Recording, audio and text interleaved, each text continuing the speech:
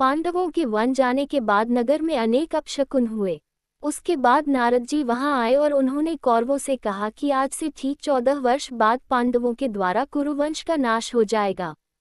कुछ द्रोणाचार्य की बात सुनकर धृतराष्ट्र ने कहा, गुरुजी का कहना ठीक है, तुम पांडवों को लौटा लाओ। यदि वे लौटकर न आवे तो उनका शस्त्र, सेवक और रथ साथ में दे दो ताकि पांडव वन में सुखी रहे। ये कहकर वे एकांत में चले गए।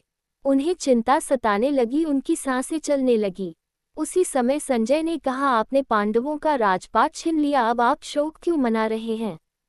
संजय ने धृतराष्ट्र से कहा, पांडवों से वैर करके भी भला किसी को सुख मिल सकता है। अब ये निश्चित है कि कुल का नाश होगा ही, निरीह प्रजा भी न बचेगी।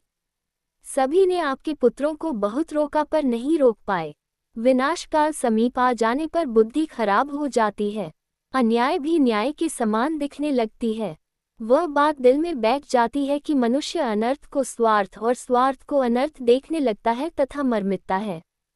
काल डंडा मारकर किसी का सिर नहीं तोड़ता, उसका बल इतना ही है कि वह बुद्धि को विपरीत करके भले को बुरा व बुरे को भला दिखलाने लगता है। धृतराष्ट्र ने कहा, मैं भी तो यही कहता हूँ। द्रौपदी की दृष्टि से सारी पृथ्वी भस्म हो सकती है, हमारे पुत्रों में तो रख ही क्या है।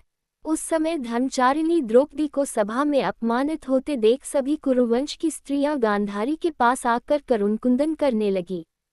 ब्राह्मण हमारे विरोधी हो गए, वे शाम को हवन नहीं करते हैं।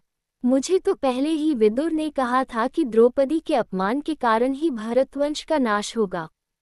बहुत समझा बुझाकर विदुर ने हमारे कल्याण के लिए अंत में यह सम्मति दी कि आप सबके भले के लिए पांडवों से संधि कर लीजिए। संजय, विदुर की बात धर्मसम्मत तो थी, लेकिन मैंने पुत्र के मोह में पड़कर उसकी प्रसन्नता के लिए उनकी इस बात की उपेक्षा कर दी।